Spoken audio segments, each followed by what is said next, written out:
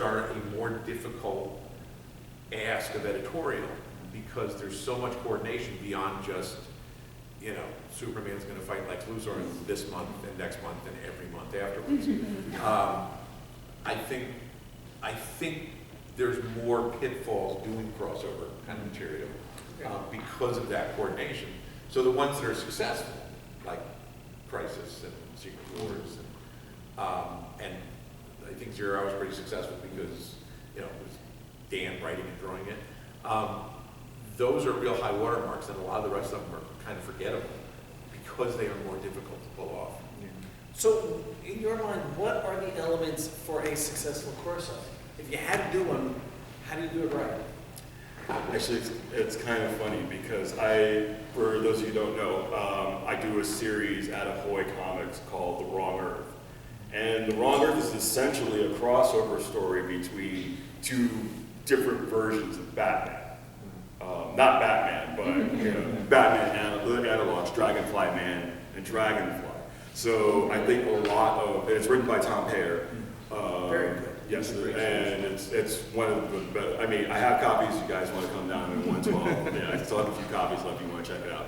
But I think essentially one of the things that Tom does very, very well is world building, and because in this case, we're dealing with two very different types of reality. They're familiar because if you know the tropes of like, you know, classic Batman, like Batman 66, or even like the movies or the comics or anything like that, they're familiar. They're not the same, but they are familiar. And I know for myself visually, I do a lot of world building on the visual end myself. I think going back to the planning, like having a defined goal, and I think that's a problem with a lot of the crossovers that we have, or that we've been doing over the last couple of decades. It's more about perpetuating the machine as opposed to having a defined endpoint for a particular story. And I think you need more of that. You know, working towards a defined goal. This is where we want to put our characters and have them be at the end of the story. Going forward, it's not just enough to have characters team up, you know, and it's fun, but it gets kind of old if they're not changing and growing and, you know, becoming more. And I think that's part of the reason why Crisis, the original Crisis, worked, because characters evolve. You know, It's about the stakes. Yes, exactly. Like if the crossover doesn't really have any significant stakes, right? If where you started and where you ended are kind of the same place, why did you read it? Like why other than to, you know, give the publisher $148, like why did we do this thing? Right. So I think a successful crossover all comes down to like actual stakes, and having some sense of change, some sense of evolution at the end of it. Because otherwise it's just, superhero comics are all middle, basically, monthly superhero comics. Like there's an origin, and then it's like 50 years of middle. we never get to the end. And that's okay, right? That's what we do. But if you're gonna do a big deal storyline that we're telling you, oh, this is a big deal, you gotta read this, but we do like 3 of them a year and none of them are a big deal. Like it's kind of false advertising on our part. So I think the less you do them, the more successful they are. And they have to have actual stakes. Right. Like the Flash has to die. Because he deserved it.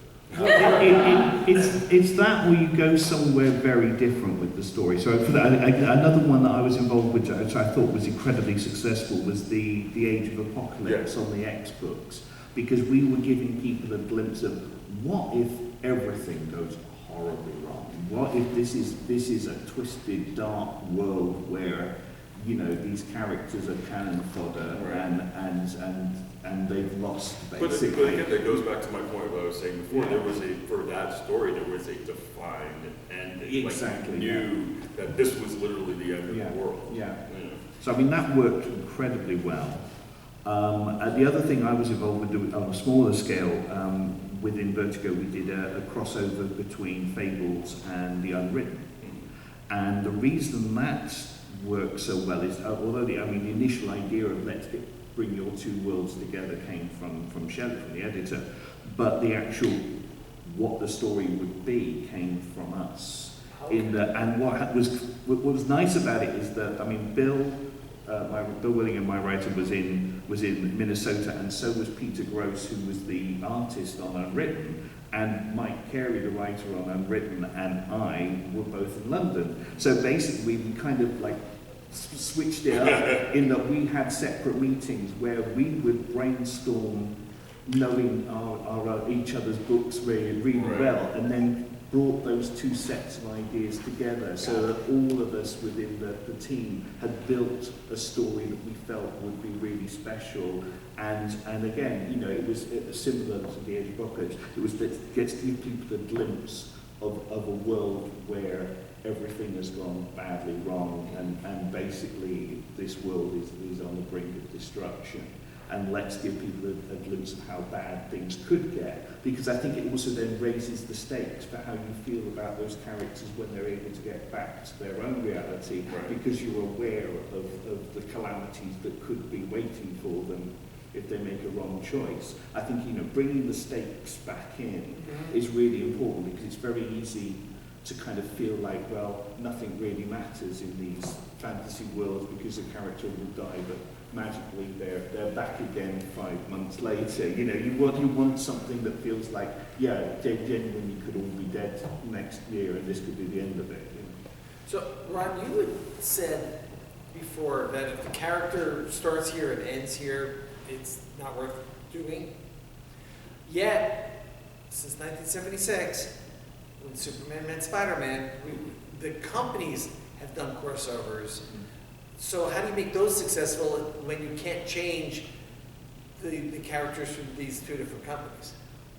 Well, the key to success of a Superman and Spider-Man story is putting Superman and Spider-Man.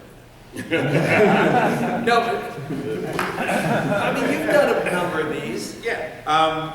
The attraction of like an intercompany crossover is it's a story that's never been told before. Yeah. Right? And usually you get to do it once. Like I did Green Lantern Silver Surfer, and I did Marvel vs. DC. And so you kind of get to tell a story that hasn't been told before and is probably not going to be told again. Because obviously, generally in superhero comics, we retell stories. Like Fantastic Four fights Doctor Doom fairly often. Might even see it in a movie. So I think that the attraction to that is you get to do something that's not been done before and show characters together that you haven't seen before. But there are different rules for an intercompany crossover than an intra-company crossover, right? Because generally, Superman and Spider-Man show up in a book together, like one of them isn't going to get his ass kicked horribly by the other one, right? It's got to kind of stay even. And those toys you do have to put back on the shelf in kind of the shape that you found. So I think those stories become less about the stakes than just making, doing a cool story that entertains everybody, and you get to see a story that's never been done before. Did that answer it, Robert? That helped. I was thinking also some of the ones where there were, didn't you do one of the Aliens crossovers? Yeah, Dark Horse? a bunch of them. Yeah. So, same principles apply there when you're dealing with the movie stuff? No, kill everybody in an alien. Somebody got to die in an alien crossover. So I've done like Batman Aliens, Green Lantern Aliens. I did Batman Tarzan. I've done a bunch of these, and I love doing them because they're fun. They're stories that you didn't get to do. Nobody else got to do them. Like when we did Batman Aliens, it was me and Bernie Wrightson, and Bernie lived like a mile down the road from me, so we just hung out all the time, and we were in his car coming back from the city, coming back from New York. I don't even remember why we were there, but we were just kind of, talking about, hey, what do you want to do? What would be cool for us to work on? And Bernie said, how about Batman Aliens? And I was like, that's really cool. They'll never let us do that. He's like, well, I'll ask. So Bernie called Dark Horse, and they said, oh my God, that's a really good idea. Let's ask 20th Century Fox. And 20th Century Fox shockingly said, okay. And DC said, okay. So they came back to us like a week later and said, it's greenlit, let's go. Mm. And then we're like, oh shit, we don't have a story. Like literally, all we had was Batman Aliens. And then it became a question of, all right, well, what can we do? What can we get away with? It became a question of me saying to Bernie, what do you want to draw and what do you not want to draw? And the not want to draw part was buildings and cars. So that's why it's set in the jungle. And you would think that on these kind of crossovers, there's many, people looking over your shoulder trying to, stick their fingers in. But for that one, and the Green Lantern Aliens, they just let us do whatever we wanted. Like nobody was paying attention. And obviously this is before, the media explosion of superhero movies and bringing the aliens back. But like, we just came up with a story for Batman Aliens and like nobody said anything. They just said, okay. And we got to do it. In fact, Bernie and I came in to meet with Denny. Denny O'Neil was the Batman editor. And so we had to go meet with Denny about getting the Batman stuff approved.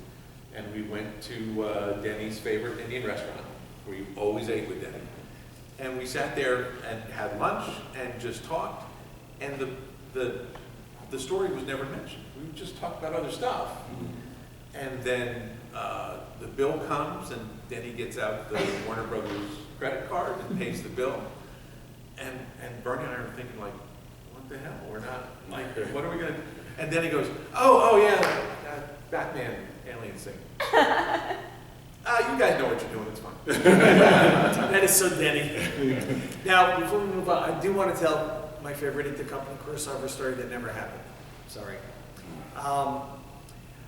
I'm at the International Toy Fair show, which is held in New York City every February to show the retail shops what the new toys are going to be for Christmas season that year.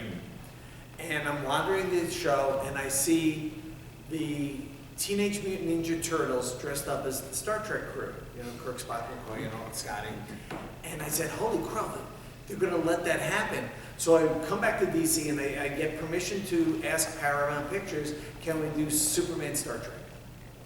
And the licensing people, Paramount say to me, sounds really good, let me bring it up at our weekly meeting. Mm-hmm. And she calls back a couple of days later and she says, we can't do it. One of the executives said, you can't do that, Superman's not real.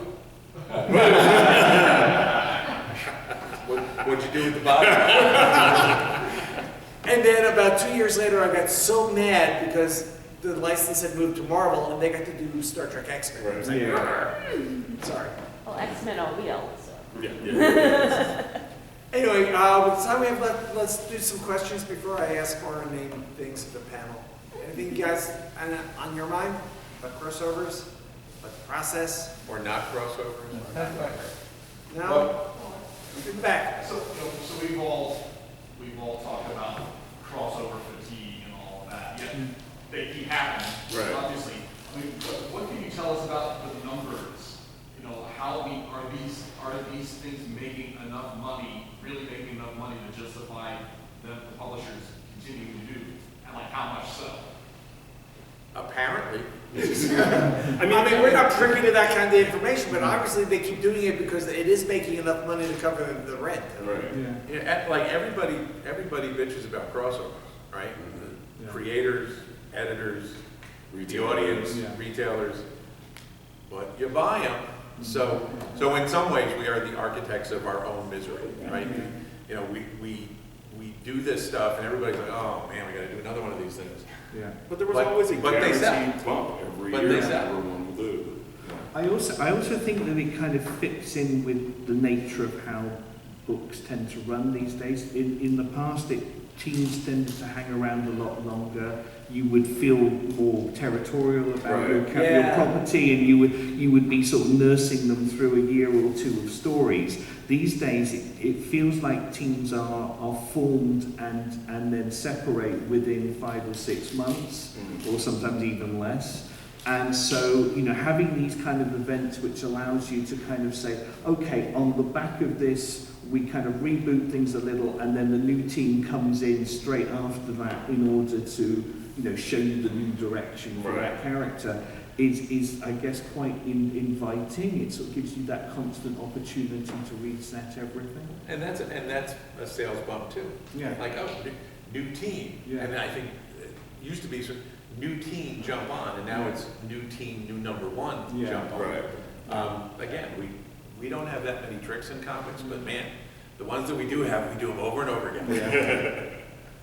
Yeah. Sir, So, this is actually for y'all, is that, what is your favorite crisis, whether you worked on it or not? favorite crossover, you mean? Crossover, yes. Ooh. To work on or read? Read.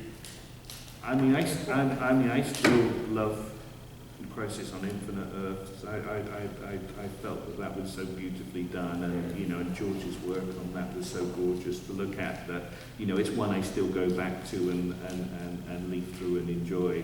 But you know, I mean, there's been wonderful moments all the way, you know, through many of them. But that's the one I always go back to. I think one of my favorites, honestly, is probably Fall of the Mutants. I think when you're talking about introducing stakes into a long-running storyline, they did that very well with that crossover.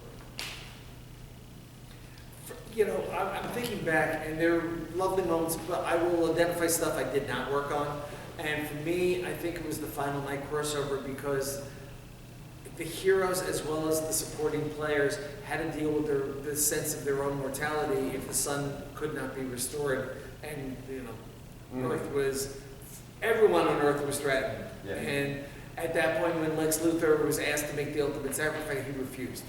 His cowardice finally came to, it was a character moment. It was a really interesting beat at that point. Obviously the same came back, and, you know, we're still here, so.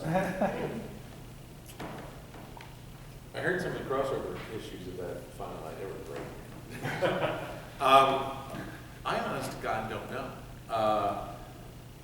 I mean, from an artistic standpoint, Crisis is great. I think George's best work. JLA Avengers is pretty great. Because Oh, George is can George. Can I mention one actually? Oh no, your time's done now. No, but you mentioned JLA Avengers. I wanted to also JLA JSA Virtual Advice by Jeff Johns and Carlos Pacheco is also. Yes, that's great. Although I think, like, I love those books artistically, but I think I don't think those books are accessible enough to anybody that's not us. Right. Right. Like Crisis, if you love DC Comics, it's the best thing ever. If you don't know DC Comics, it's all gobbledygook. JLA Avengers, if you are into those two universes, it's awesome. There's Easter eggs and all that stuff. If you are not plugged into those universes, there's a lot of stuff in there that you just go, well, I mean, shit, there was a lot of stuff in there that I went, I don't know that. And I work in the business, right? So when we did Marvel versus DC, I wanted the versions of the characters that we were doing in the books to be the sort of iconic versions of everybody. Yes. Because I felt like those were the versions that John Q. Public knew, and we were going to get the comic audience no matter what.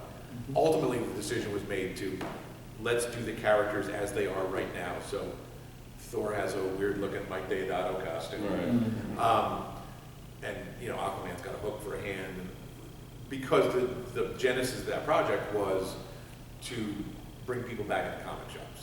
So the notion was show the people the versions that there are now, so they go like, hey, cool, Aquaman doesn't have a hand, I gotta read that book. Right. And like, I totally get that, but I think the iconic nature of these characters is probably better served by doing the versions that everybody knows, but we often don't do that. Yeah. Thank you. Last question for the day, sir. I'm a comic artist. I just want to ask y'all, which more fun to make, street level crossover or Planet Buster crossover? Oh, And that's how an many interesting. crossover Superman versus Godzilla? I think the best answer is to try and do both. Yeah. Because I think that was something that totally we were discussing before. It's like the quiet moments help to make the big moments more powerful. So it's trying to find those intimate things within the planet destroying adventure to really resonate with the reader and give them something to hang on to. Yeah, I think the answer is yes. It's all of that. Yeah. And I think if you guys disagree, tell me, but to me, it's cool that we can stretch different muscles and do those things. Oh, yeah. Like I can go tell a Silver Surfer story and it's, cosmic adventure, and then I can go do Batman and he's like beating up some dude who needs beaten in an alley. Yeah. And those are, look, there are creators in our business who just want to do Batman or just want to do cosmic stuff. And that's totally cool, but I always approach it like, I want to play with all the toys and stretch all those muscles and have a variety. Like I like pizza, but I don't want to eat it every day. Even like have a variety of stuff in front of you. Yeah. I just changed the toppings. I got the chance to do a few issues. They did an anniversary when they did oh my god, good blanking. Just having a senior moment right in front of you. It was DC. It was the alternate versions of the Flash and Joker, Superman. It was like The amount, or the Dan Jurgens one? yes, the Dan Jurgens. Yeah, Dan and I worked on it. Tangent. Tangent. Yes, thank you. Tangent. Yes, the Tangent universe. We did Tangent Superman's Reign. That was the series that I did. So talking about being able to do, we had like Batman, fighting, Superman's foot soldiers like on a flying skateboard, and like the Justice League fighting the Tangent version of Power Girl, and characters skulking through sewers. And, you want to be able to do all of that stuff in a story. So, just do it all. Like, man. So thanks for asking that. Thank you for being here this morning. I really appreciate it.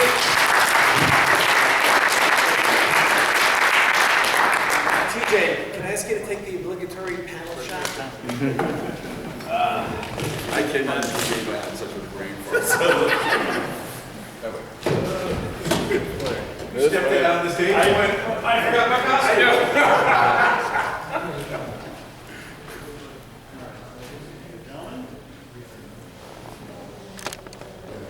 Thank you so much.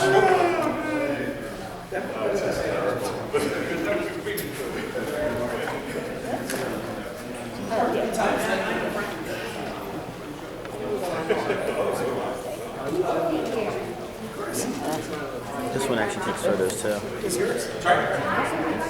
Huh? Yeah, it'll take it automatically. It'll